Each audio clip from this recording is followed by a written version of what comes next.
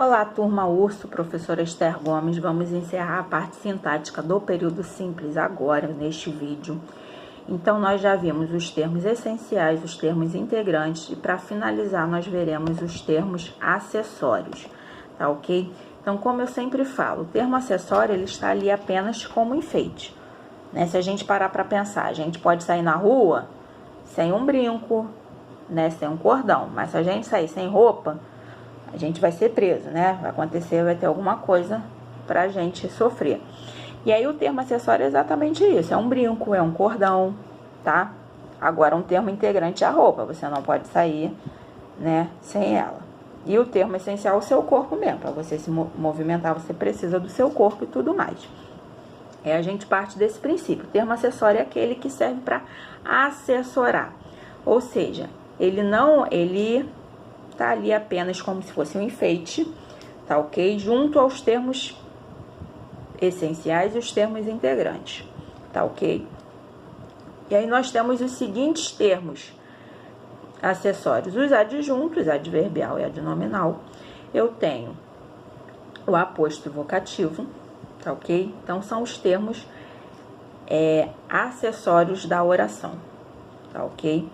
E aí nós temos o primeiro termo acessório, que são os adjuntos. Primeiro, adjunto adnominal. Adjunto é o que vem junto ao nome. Quais são as classes gramaticais que exercem a função de adjunto adnominal? Artigo, adjetivo, numeral, pronome. Então, a gente sabe, né? Quando a gente estudou a parte morfológica, a gente sabe que todas essas classes, para elas existirem, elas têm que funcionar em torno de um substantivo. Artigo, junto com substantivo, adjetivo, caracterizando substantivo, numeral, sempre acompanhando também um substantivo, tá ok? E aí, quando eles tiverem essa função de acompanhar um substantivo, eles serão adjuntos adnominais, tá ok? Então, nós já vimos a classe dos artigos, né? Definidos e indefinidos, classe dos numerais, né? Cardinal, ordinal, multiplicativo e fracionário. Adjetivos, né? Que nós já vimos as suas características, as suas funções em relação ao substantivo, e os pronomes, tá ok? Sempre quando eles estiverem acompanhando o substantivo, que são os pronomes adjetivos, né? Então, minhas meias chegaram, né? Comprei as meias, elas chegaram. Minhas acompanhando meias e por aí vai, tá ok? Então, esses são os adjuntos adnominais. Os adjuntos adverbiais, eles são exercidos pela classe dos advérbios. Então, a gente sabe que a classe dos advérbios vai exprimir uma circunstância da ação verbal. Então, se eu falar, nadei, eu entendo a ação verbal, não preciso de mais nada. Agora, se eu falar nadei cedo semana passada, tá? Não nadei cedo. E aí eu tenho várias informações aí em relação ao verbo nadar, que não vai interferir para que eu entenda, tá ok? Então, adjunto adnominal, adjunto adverbial, eles estão ali apenas para dar uma enfeitada dentro da oração, tá ok? Então, eu tenho vários tipos de circunstâncias da ação verbal. Eu posso ter tempo, né? Hoje, ontem, amanhã, semana passada, domingo que vem, mês passado, e por aí vai. Eu posso ter lugar, Mesquita, eu posso ter Rio de Janeiro, posso ter aqui, ali, lá, tá? Eu tenho várias informações aí. Eu posso ter de negação, que é um não. Eu posso ter de dúvida, talvez. Posso ter de certeza, certamente. Eu posso ter de companhia, sair com meus amigos. Eu posso ter de meio, viajei de navio, tá ok? Então, posso ter de instrumento, escrevi a lápis. Então, eu tenho várias formas de você colocar uma circunstância de ocorrência da ação verbal. E essas formas de ocorrência da ação verbal são chamadas de adjunto adverbial, tá ok? E aí nós temos outras duas funções sintáticas, que são aposto e vocativo. O aposto, ele faz o seguinte: ele explica, ele restringe, ele resume, ele enumera, tá ok? E aí a gente tem o seguinte: o primeiro, que é o mais tranquilo, que é o explicativo, ele sempre vem entre vírgulas. Então, eu posso falar: Maria, aluna do Feras, passou no concurso tal. E aí nós temos o seguinte: Maria passou no concurso tal. Só que eu quero explicar quem é a Maria, aluna do Feras. E aí eu escrevo entre vírgulas.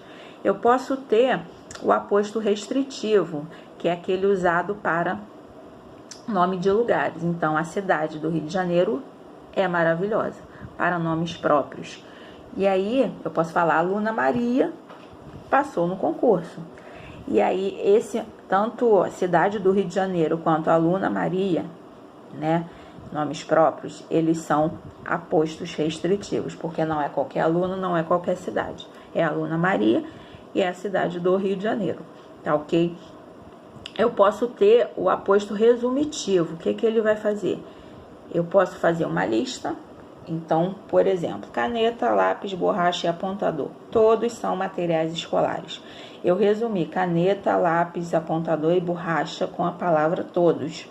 E aí, quando eu faço esse resumo, eu tenho um aposto resumitivo com a palavra todos. O inverso também funciona, tá ok? Comprei materiais escolares, 2 pontos. Caneta, lápis, borracha e apontador.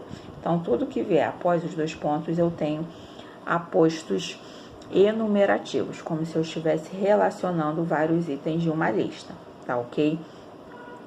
E aí, nós temos esses tipos de aposto. Eu posso ter o aposto oracional. O que vai ser isso? É estudar muito. Isto me levará à aprovação. Então, a palavrinha isto vai recapitular toda a oração estudar muito. Isto me levará à aprovação, tá ok? Então, também tem o aposto oracional. O último termo é o termo chamado vocativo. O termo vocativo, ele está à parte ele não é acessório, ele não é integrante, ele não é essencial. Exatamente porque ele é um termo à parte da oração. Então, ele não faz parte, ele não se liga a nenhum outro termo dentro da oração. O aposto vai se ligar, tá? Os adjuntos se ligam, os objetos se ligam, complementos se ligam, agente da voz passiva se liga, sujeito vai se ligar com predicado e por aí vai.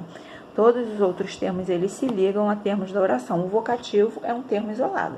E é aquele termo que eu uso para chamar, né? Para chamar alguém. Então, menino, vem cá.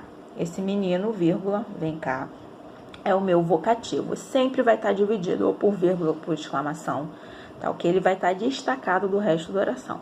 E se eu tirar, não vai fazer sentido, não vai deixar de fazer sentido nenhum. Vem cá. Só que eu quero dizer para quem eu estou falando. O vocativo é mais propriamente da fala, tá ok? Então, essa é uma outra função bem mais tranquila, tá ok? Atenção ao seguinte, nós já vimos lá na última aula, né, antes dessa, os termos integrantes da oração, complemento nominal. Só que atenção para não confundir com adjunto adnominal. Os nomes são próximos, as funções são diferentes. Então, geralmente, na prova vai aparecer assim, né? Indique ou então a diferença entre um e outro. E aí nós temos o seguinte: o adjunto adnominal, ele sempre vai dar a ideia de posse. Amor de mãe, lembra-se lá? Amor de mãe e tudo mais. E o complemento nominal, ele não vai dar nunca a ideia de posse. Ele vai ser o alvo de uma ação. Como assim? O elogio do professor, né? O elogio do professor. Quer dizer que o professor, quem fez o elogio. Então, o elogio é do professor. Agora, se eu falar o elogio ao professor. Então, na verdade, o professor, ele não fez o elogio, ele recebeu o elogio. Então, ele é alvo da ação. Então, atenção exatamente a essas funções que, iniciando por preposições, eu posso confundir, que são quais? Objeto indireto, complemento nominal, agente da voz passiva, né? E adjunto adnominal. E muitas vezes também o adjunto adverbial, ele se inicia por preposição quando ele for uma locução adverbial. E aí eu posso confundir essas classes, né? Objeto indireto, complemento nominal, agente da voz passiva, adjunto adnominal e adjunto adverbial. Lembrando que cada uma dessas funções, elas têm características específicas, né? Objeto completa verbo, complemento completa nome. O adjunto, ele vem acompanhando, mas eu posso retirar que eu consigo entender, tá ok? O agente da voz passiva é alguém que está praticando uma ação ali em uma outra posição oracional.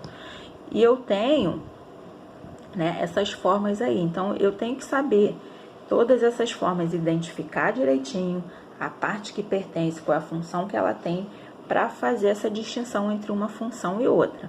E é o que eu sempre falo, prestando atenção no período simples, porque através do período simples vai ser desenvolvido para o período composto. Então, é importante ter em mente que o período composto ele é baseado no período simples e a partir dessas funções sintáticas eu consigo exercer em forma de orações, tá ok? Então, as próximas aulas serão para o período composto. Então, a gente vai ver novamente período coordenado, período subordinado, todas essas orações. E as próximas serão concordância, serão regência, colocação pronominal e por aí vai, tá ok? Então, vamos lá, galera, fazer os exercícios, praticar e até a aprovação. Grande abraço para todos.